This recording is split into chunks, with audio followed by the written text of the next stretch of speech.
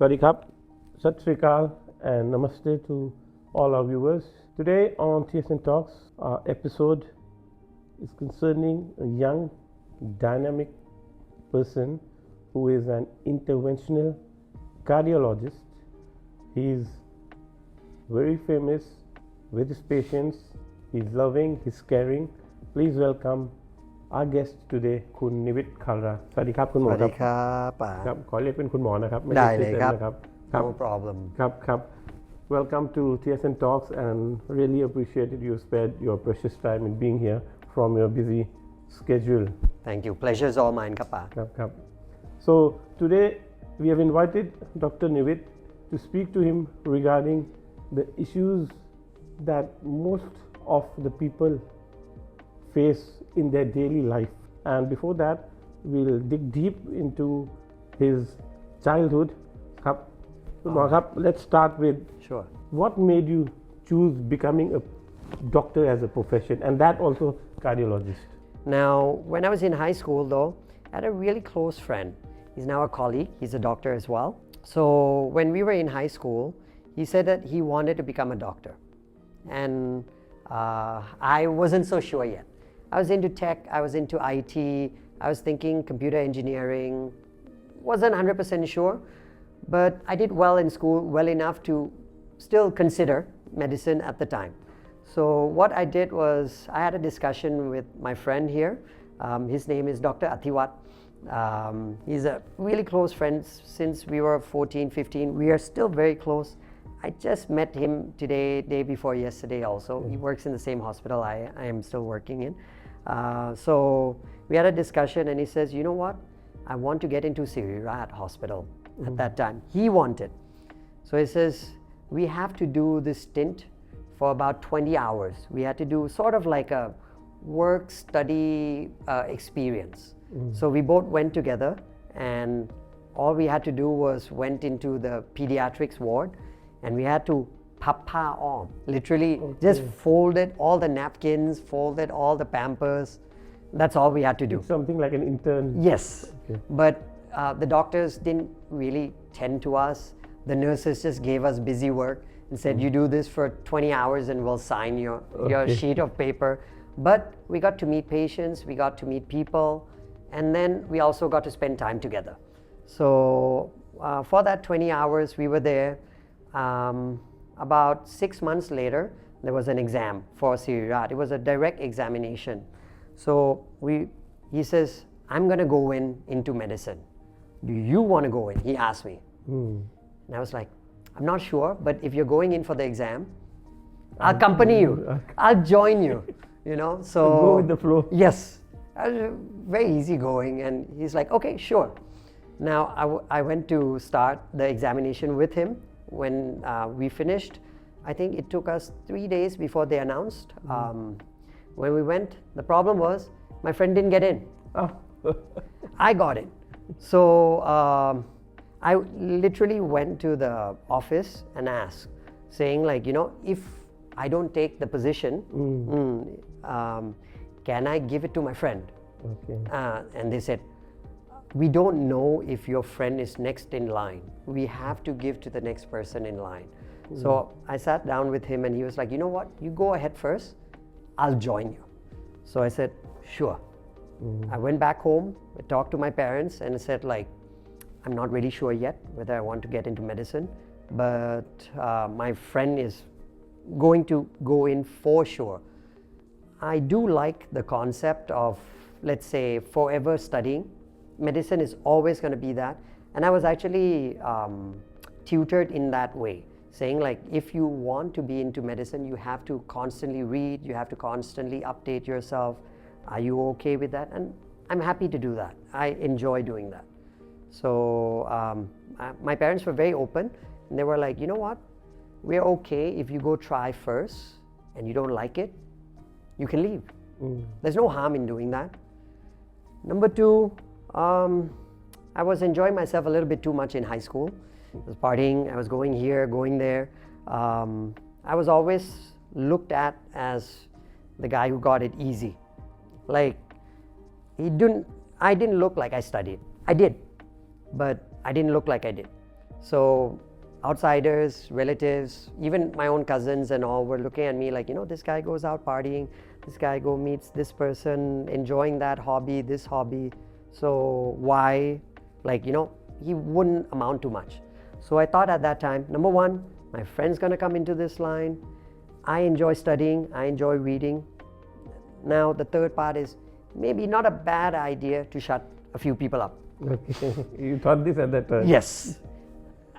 I can be cocky at that time, right? So it's fine. I decided, okay, I'll try it. But with that support of my parents at that time, they were giving me full support, saying we will take all the repercussions if you decide to leave. Even though they said that, by the next week, there was an ardas at Gurdwara saying my name already, right? So I was like, oh, crap, I can't back out, right? So anyways, it was a grace period. I got into med school, it was at Sirat, but first year we had to study in Salaya. What was your age at that time? My age, I was 17 going on 18. I was waiting for the clinical years. My clinical years were year 4, year 5, year 6. So in the Thai system, throughout, for medical school in Thailand, we had to do 6 years med school. And then we had to do 3 years internship. Yeah. So in my scenario, I started to decide whether I wanted to do my further studies or not in year 5. And what made me decide to do was, I was actually going to go into plastic surgery at that time, okay? And I went into elective. So elective is basically you telling an interest that this is what you want to do in the future. So I went into plastic surgery for my internship, my electives. And then somehow I was paired with a really pretty girl at the time, okay? So when the grades came, there was no examination. Okay. It was just who the seniors were happy with. Of course, they were gonna side with the pretty girl. The pretty girl. There was no paper, no question, absolutely nothing. It was just by appearance. So interview. No interview, no nothing. Just at the just end of 2 weeks, the grades were given. And so I think I got a B minus somewhere along that line, and she got an A plus. So I took it a little bit too hard at that time, and I went to my professor. My professor was like, oh, I didn't know that, that the grading was into this way. But that took a toll on me a little bit. So I took a step back and I was like, okay, I changed my mind. I don't want to do this. What can I do that has the most impact? Which profession, which line? In which line in the medical field that I can have the most impact? The way you said they give grades and all that, does it still happen? I don't think so. It was only that time? I don't think so. I think things have changed. It has become a lot more progressive, and the hardships that we used to face have been corrected by either our generation or the generation below us as well. Those who have seen yes, so we've seen, so our duty as a physician or even as someone working in a professional line, I always have this motto that the next generation will always have to be smarter, better, richer, more successful. They have to be.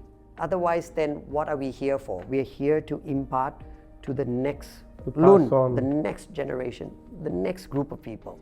So, and whether we vow to repeat or do it better or even stop what has been wronged in the past, I think we try our best to do that. And I think a lot of my seniors, a lot of my mentors, a lot of the, especially Thai Indian physicians in general, everyone has faced or have corrected that path along the way. It's not just me, it has to be a whole system that needs to be progressed. This field is like a family thing. Yes. You have to make it better for the upcoming. Yes. Whatever he is. Yes. If you are looking out for the new generation that's coming up. We have to. And what obstacles you have been facing, you would correct it so that they don't find. Yes, of course. So during that time, I sat back and I was thinking like, which line in the medical field has the biggest impact? So then comes to the point of life and death. So I felt that, okay, in medicine line, cardiology is life and death at the time, and interventional cardiology is basically the last line of defense. So I said, might as well.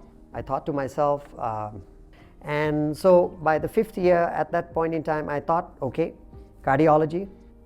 And if push comes to shove, I really want to do interventional cardiology at that time. But the rooms were very limited. There were very limited options of how to get into that field. 6 years of uni, 3 years of internship, 3 years of correct. residential internship. Yes, so it's 12 years. 6 plus 3 plus 3, 12. Yeah. When did you live your life then? I still haven't, I think.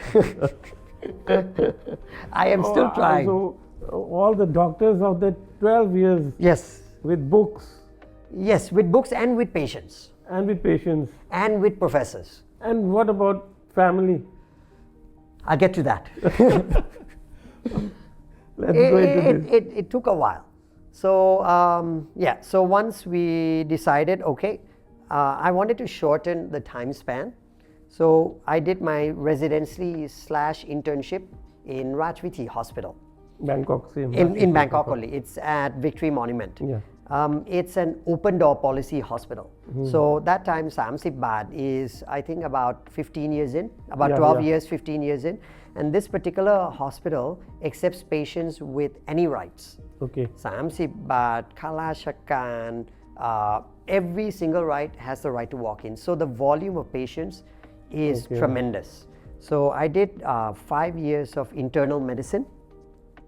And that was when things have started progressing personally, meaning that I started enjoying my studies. I enjoyed treating my patients. Everyone's sick. It's not good to see people sick, but it's very enjoyable when you see them better. And when you see that the knowledge that you've taken the time, taken the effort, the experience that you've honed comes to the use for your patients at that time. I used to come back home elated, tired, but happy. And during that intern and residency is when I met my wife at that time. That was? So that was about 2007. 2007. Yeah. Maybe 20 years before from now. Yeah, so correct. 19 years. Yeah, so yeah, 19, 18 years. 19 years. Yeah.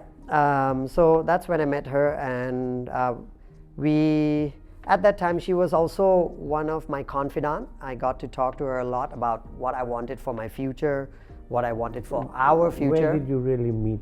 Oh, we met in a coffee shop, and then I was introduced to her by a friend of mine, and she was actually sitting with a mutual friend.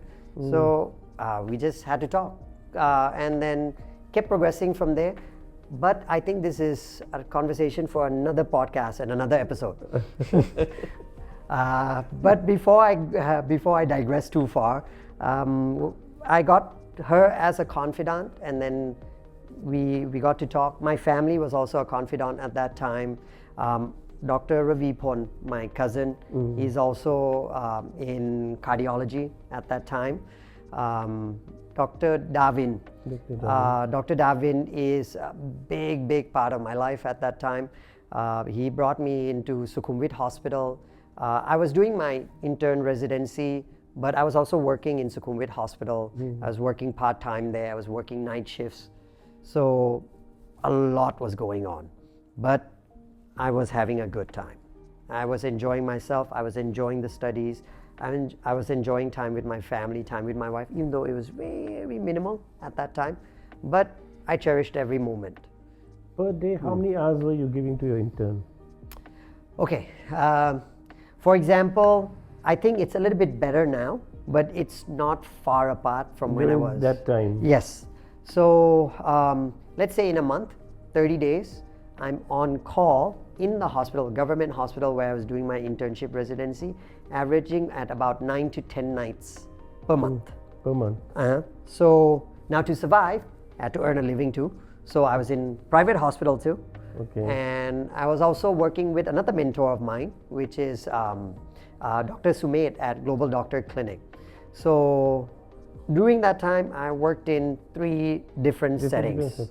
Okay, I was on call for maybe out of 30 nights, I was on call for about 25 to 26 nights. And what are the hours per day? So when I say I'm all call 26 nights, that means I get to sleep proper in full 4 nights a month to 5 nights a month.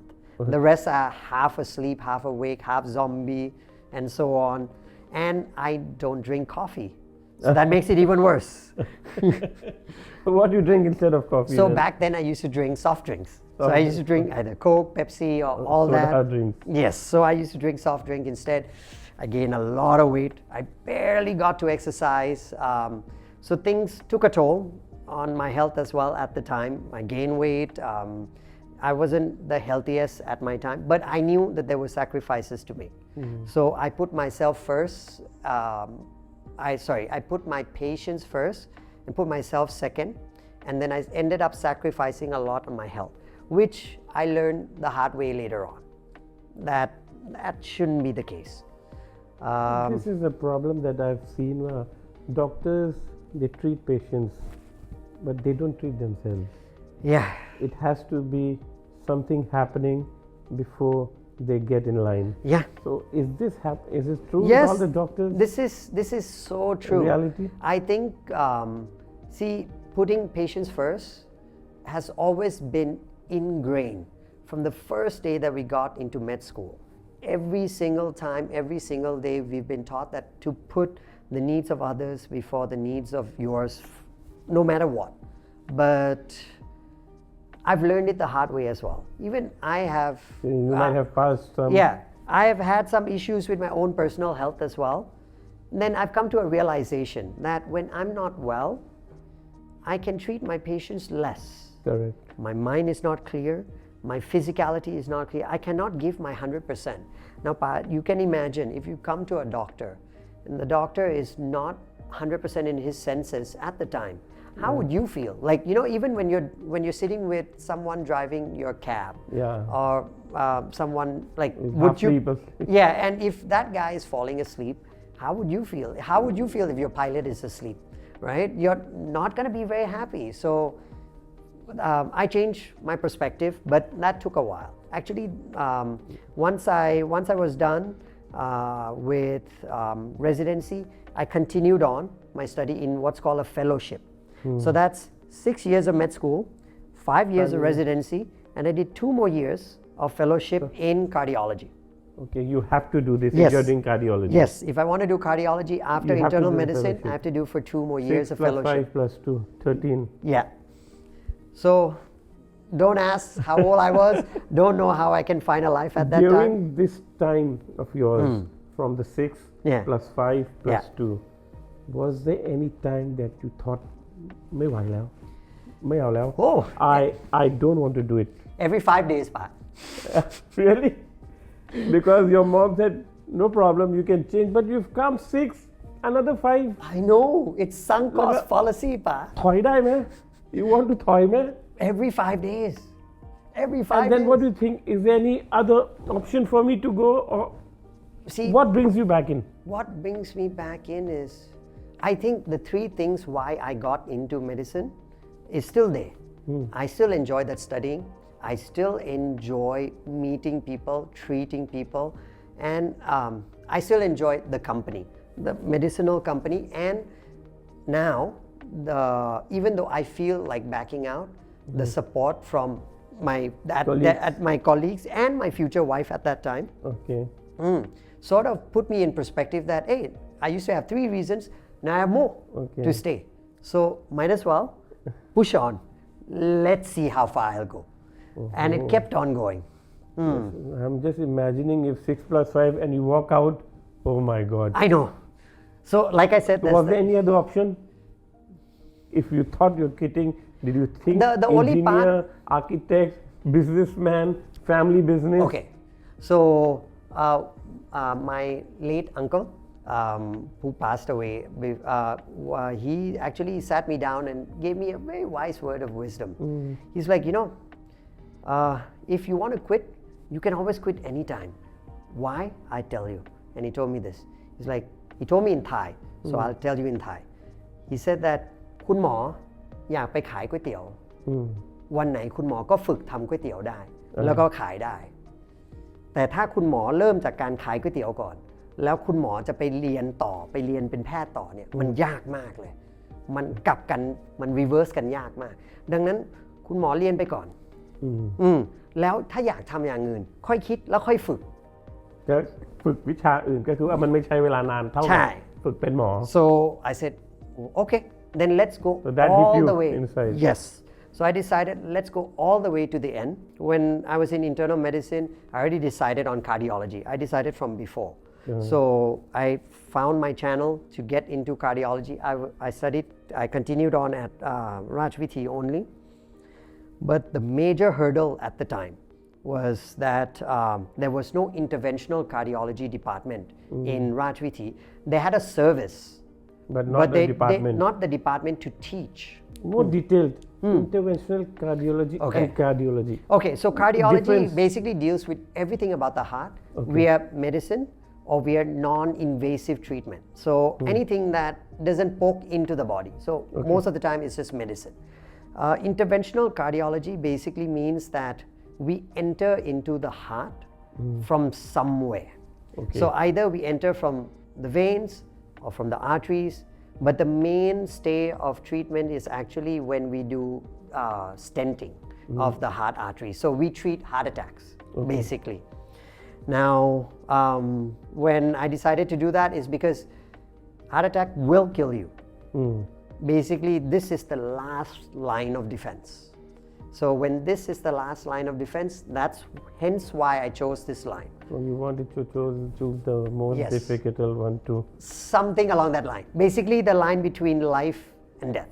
That was what you thought. I wanted something. When I was younger and when I was cockier at the time. You wanted Thai. Yes. More challenging. Yes. But at that point in time, my department didn't have a special segment to teach me this. However, my senior at the time was really good at it. So every single day I was with him. He does about 5 to 8 cases a day of these procedure. So I sat in with him and then I asked him, since there's no course to learn, but I really love this line. Just bear with me, teach me. He taught me, I taught myself a certain amount. Eventually, I knew how to do it, but I cannot officially do this procedure because I don't have any papers or documentations to back it up. So I slowly had a discussion with my senior doctors and say that, hey, not a bad idea to open another department. Yeah, just open this department. I'll be your first student, you know. They were like, there's a lot of paperwork, there's this, there's that. So I said, don't worry. I'll handle it. I'll handle it. So I did every single paperwork and it's... Just to build up this department. So basically, it was eventually erected and I was their first student. I had to give my own grades. But however, there's a governing board above. So basically, now Rajviti has an interventional cardiology team that has a student section, that has a fellowship section. We are saying where you were the one who introduced this department. Yes, and it's so long ago now that, but if you go ask, they will remember. Yes, definitely. Who is the person behind this department? And it was fun. So that's after 2 years of fellowship. That means I had to do 2 more years of interventional cardiology.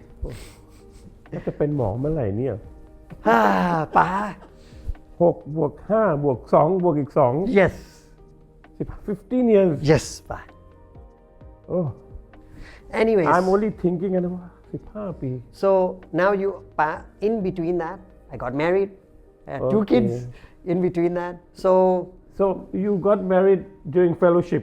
I got married actually during residency. I had kids during my second fellowship. My interventional cardiology fellowship. So Yeah, we still had time. Are the timings tough during fellowship and residency? For me, it wasn't as tough as, see, marriage, we didn't have a honeymoon. You didn't have a honeymoon? No, we didn't. I only got 4 days off from my hospital at the time. So we literally went to the shortest distance wherever we could go for 3 nights, 4 nights, and we came back. That's it. On call? Yeah. Maybe some of us who are watching, who are planning to join, they might have some questions, how to prepare their finances, what to do, anything you want to share? It's very, very difficult. I'll be completely honest, it's even more difficult now than before, because inflation has hit our daily life expenditure, but inflation does not hit the government sector. So why do you say like this? It doesn't hit the government sector? No, inflation doesn't hit the pay. The pay, okay. So the government doctors are still being paid almost the same as when I was doing residency. The difference is less than 10-15%. When inflation has gone almost like 60% from when I was studying, 60-70%. Correct. So it's very difficult. And for anyone to be in this line is either you have to have a really good backup, meaning household backup to back you up for all those years, or you have to work your butt off. What about government schools, are there no systems No, to so the support? system that supports the early pay is less than 20,000 baht a month. This is when you reach which category? Every single category along the way. Okay, every single category. Yes. But when does it start? From the residential years or okay, so during your internship, if you don't do in Bangkok, if you go outside, get paid a little bit more. Okay. So when you go on the more rural you go, the more you get paid. Okay. And the more difficult a field that you want to work in, the more you get paid as well. But once you hit residency, which is during the time where you want to study, you get paid less again. Okay. And during this time still you cannot do anything on your own? So the maximum you can do is stay night shifts. Night shifts, that's also then because you still haven't completed, you Correct. cannot so you do can any only advisory work or no, barely, very little. So, but when you work like 3 nights in a private sector, when you're doing your residency, is equivalent your entire month's pay in a government hospital. Correct. So it's not easy. But I took pride not in the work that I had to do, but I took pride that, I can be self-reliant.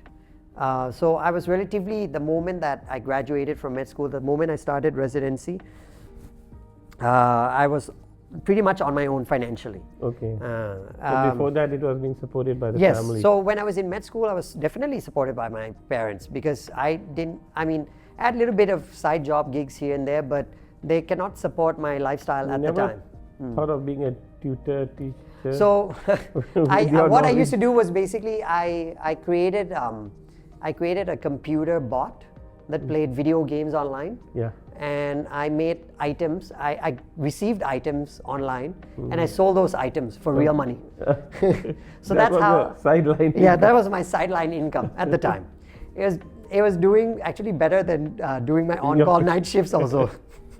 But eventually I knew that wasn't something that is worthwhile pursuing. Medicine is the way, so I'd rather be financially returned in the field that I'm happy to work in. So, but it was tough. So now we are at 2 years of interventional cardiology. Yes. Yeah. So at that point in time I was already working private sector. I was also doing my fellowship onwards. I did have saving. I did have some certain amount already. When you are in the fellowship field, you get to work at private hospitals or still it has to be the government hospital? So I did a gap year between when I finished cardiology and when I had to go back for interventional cardiology. I had 2 years gap in between, and during that 2 years, I built my experience outside, and I also,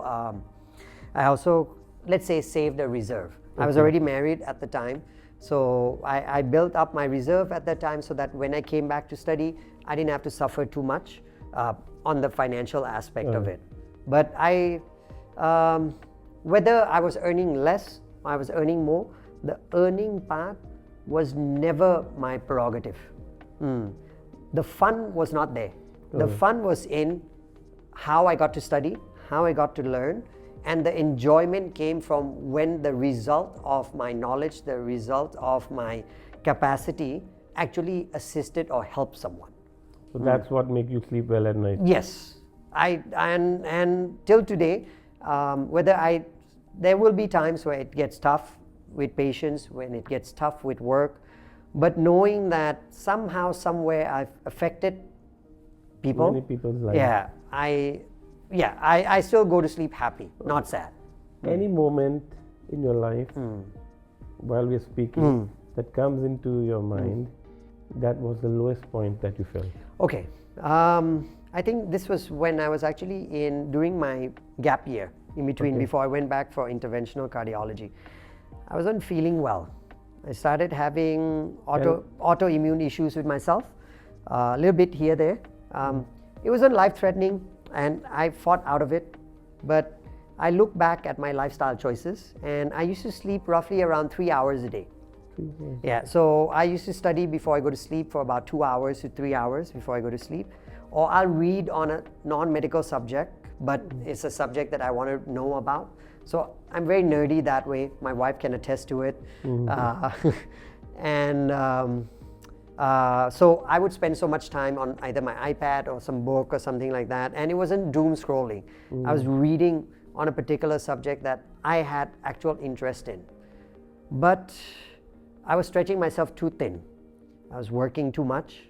I was also being stretched out, whether it's family, whether it's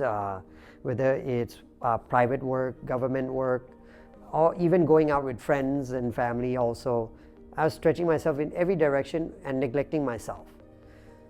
So when I started feeling not okay, I had to sit down with my entire family, wife included, parents included, saying like, I need assistance at that time. I need assistance from you guys to make myself better. And champions, kudos to everyone. Again, like kudos to my wife as well. I woke up every day at 4:30 to 5 a.m. in the morning, start going to exercise. We packed lunch from home to go to work. I calorie counted. I adjusted how I ate. And Pa, when I told you earlier that I survived on soft drink, I stopped soft drink entirely. This has been almost 10 years now that I've stopped. Never had a sip. And I'm still counting the days. You can have one too, don't worry. I don't know, I've taken a vow to myself. I don't think so your wife will say anything to that. No, she's been pushing. But I've taken a vow to myself not to do so. I've changed my life. I've lost, I think, about 30 kilos plus during that time. I exercised twice a day. So what I ended up doing was I exercised twice a day. And Pa, what I did basically was I used all the words, all the sentences I told my patient with myself. Okay. Every single recommendation I've ever told my patient, every single guidelines that I've ever read, every single medical book, I've put it to myself. And I put it to good use at that time. So I've come to a realization during that lowest point in my life to say that, hey, for me to be better, I have to put myself on par. Not above, not below. I have to put myself same level as my patients. I have to treat myself the way I treat my patients. So, and that's been my motto since. Okay, so that was your lowest point. Yes. Anything you would like to recommend to the students who are in this field of line? Okay. The problems you have faced, the difficulties you have passed, the every 5 days I want to quit thing. So I think so many of one who is in this field will feel the same. Yeah. So any piece of advice for our viewers who are wishing this? And Okay. there'll be another piece of advice before we finish, but let's start with this. I would separate it into two categories. The first category is the ones who want to get into the medical line. This field is great. It answers to every side of you. You want to be a forward-facing person. You want to be a technical person. You want to be a computer person. There's a line of job for you. Let's give you an example. you don't want to see patients ever, you become a pathologist. You sit in the lab and you see slides every day. That can be your job. You love computers, you can be a radiologist. You can sit in front of a screen, you can sit with your AI software, computer software, and help decide that. So medical field is wide open, but it's also, there's a big wall still. That barrier of entry is still there, whether it's your grades, whether it's your time, whether it's your effort. And also it's a field that's very niche at the end of the day still. So before jumping into, I've had so many mentors in my life. I've not thanked enough yet on the show. Maybe again in another episode I'll thank more. But I do want and I do appease to the younger crowd that look to someone that's close to you, that you feel that you can talk to. Grab hold of that person in a similar field and learn from that person's experience. There's no harm in talking, reaching out. And I think all of us in the medical field are more than happy to impart that wisdom, that knowledge, that time to the younger ones. Like I've told you earlier, Pa, that we want to make that next generation. If we already have a shortcut, we'll give you that shortcut, or we'll make it even more. We want that for you. You want to assist them in every way. So, but yes, we'll sit and discuss about whether it's financially viable. It's very tough financially. It's very tough emotionally. Do you have a good enough support system? How can you build it? So for the younger ones, the only advice I can give is find a nice mentor. Doesn't have to be me, but if you find want one. him, I'll share his email below. But yeah, now for the ones who are already in the medical field, find happiness along the way. That happiness sometimes comes from work. That happiness comes from your family, comes from your spouse, comes from your kids, comes from your music. There's always happiness if you're looking forward. And the problem that's in front of you is always the biggest problem. The problem that's behind is so small. I remembered when I was doing my entrance exam with my friend. The CIRAD exam. The problem is so big. This exam would have changed my life. I'm not sure whether it would have changed or not, right?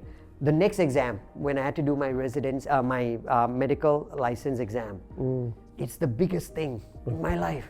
So there's bigger problems every step. Yes, every step along the way, it's the biggest problem in my life. Now when we're looking back 20 years back, it gets smaller.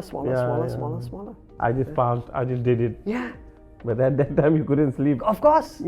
So this is the only wisdom I can impart on to those who are still in the medical field, that the problem in front is always the biggest. Once the problem is behind, why don't you tell them it's not a problem?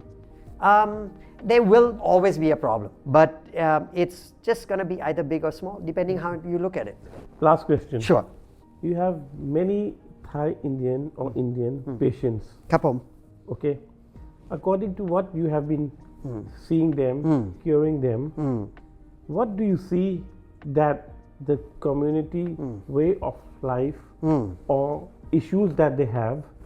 Because since you have been, many of them are your patients, so there might be a pattern where you see, well, why is everybody having the same problem?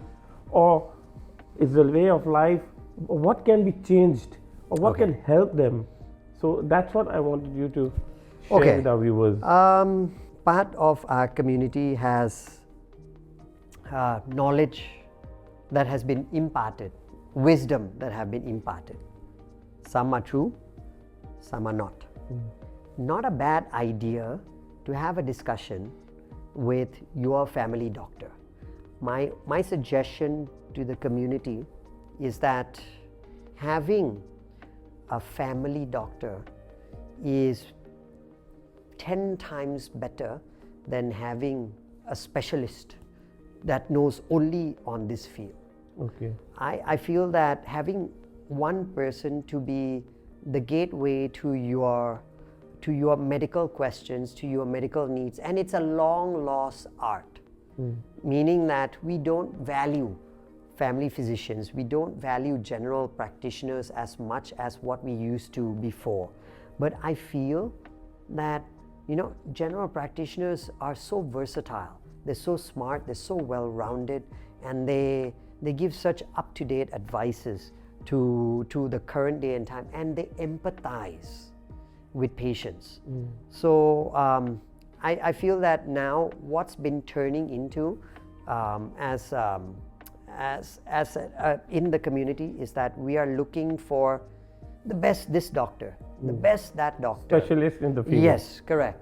But most of your questions, if a primary physician sits with you, gives you time, and starts learning about you as a patient, sometimes it's from the tea being too hot, that's always causing you gastric problem. Okay. The word that we like to use, piping hot tea. Just lower the temperature a little bit, auntie. You won't have gastric issue anymore. Is that an issue also? Yes, it can be an issue. Too hot of cha. Yes. Right. So, I'm hearing for the first time. Yeah. So the point here is that sometimes it's about learning from the patient as well. It's not just about me learning from books, right? So I will always implore, and hence why, after coming in so far deep into my field, in the last 2 years, I've decided that maybe if I take a step back, not everyone's going to have a heart attack, but everyone's going to need either some questions answered, whether it's my cholesterol's too high, or my blood sugar is too high, or my exercising capacity is not good enough, I want to exercise more, or I'm feeling lethargic, my eyesight's not so great. There's so many of these questions that my patients want to ask, but I wear a badge that says cardiologist. Okay. So they're not going to ask me any eye question. Okay. So now what I'm doing is I'm reverting back. I'm coming back to become a general practitioner again. Okay. So do you have to do any more studies for that? Or? No. I study myself for that. So I keep myself up to date for that. Okay. But I am reversing my role a bit more. So I opened my own clinic with a partner, and we started doing general practicing. What's the name of the clinic? Prime Care Clinic. Prime Care Clinic. Where is it located? Soy 20, Sukhumvit 20, and at Nang Linchit. We have two branches now. However, the reason why I opened this is just after seeing the end part, right, Pa? I told you earlier that I want to be at the be all and all. Correct. Now reversing back. I want to be at the beginning. I don't have to be at the end anymore. Correct. Let's come back at the beginning and, let's treat my patients so that they don't have to be my patients at the end. Okay. So they don't have to meet me at the end. I want to close that loop. You don't want them at the operating table. You Yes. just want them to be healthy. Correct. So let's go back all that way, and that's why I founded Prime, and I think that is one of my other dreams come true at the moment. Yeah. So how much time do you give to your clinic? Are you at the clinic or you have a team at the clinic? That you have to ask my children. Your children? Why? Because every time I have a free time, I do want to go back to the kids, but I still want to treat my patients. So I have a really good partner. Her name's Devi, and she's the one helping me schedule. Okay. So that I get to... You can balance your timings. Yes, I can balance my life, whether it's at the hospital, at the clinic. I work at multiple other hospitals as well. Now my major point is at Ruamjairak Hospital. Ruamjairak? Yeah, it's at Sukhumvit 62. I also work with Sinpat Group. I also work with BBH Group as well. There are a few, but my main point of stay is still at Ruamjairak and Prime Care. Right. But Prime Care is the one that has been helping me to adjust my time frame. Okay. And that means that I still have maybe a date night with my wife from time, and she's going to sigh in disbelief, but and I still have some time for my children as well. Okay. Okay. So that's for another episode with your wife along. Yes. So whatever you're speaking about her, we'll get to clarify it with the coffee shop scene. Yeah.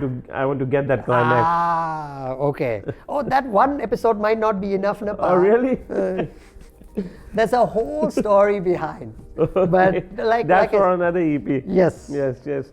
So, any last piece of advice for our audience? Okay. To be healthy, to be fit, To be healthy, to be fit is okay. Diet-wise, and not to come to the doctor. Yes. Diet-wise, my advice would be, I think every auntie, uncle, friend, family, brother, sister knows what's good and what's bad for you for diet. Eat more of the good, eat less of the bad. Very simple. Okay. Don't think too much. There's no superhero food and there's no supervillain food. Basically, eating is the root cause of everything. Well, it's not the root cause of everything, but the most asked question I have a diet question. Okay. And a lot of my patients start listing out. They'll sit with me and they'll ask me, my first question would be, can I have jalebi? And then I'll be like, yes, you can, but in a smaller amount. Smaller portion. Yes. And then they'll ask, can I have gulab jamun? Then comes rasmalai. Yes. And then I ask, but little. Then they'll go, can I have ice cream? Okay. So basically, he is listing every single thing that he already knows. That's not so great. Not good. My point is, like I said, you can have a scoop of ice cream, it won't kill you. When you have a bucket, it will. Okay. That's one. Number two, exercise. Keep your muscles. Keep your muscles. That really helps in the long term. Especially aging society, it's very difficult in the long terms to get up, to sit down, to get out of bed when you're in your 90s, when you're in your 100s. Holding on to your muscle really helps. Very important. Yes. And the rest is lead a happy life. Happiness plays a big role on your health. So as long as you're happy, to a certain amount, you're going to be healthy. Happiness is the key to health. Definitely. Okay, so that was Dr. Nivit Kalra, interventional cardiologist. A big thank you to him for sparing his time. A very big thank you to Dr. Thank you for having me. Thank you. And all of you, this whole episode will be on YouTube TSN Talks. It will be on Thaisik News, Instagram, Facebook, and TikTok. Do follow us. Please like and subscribe.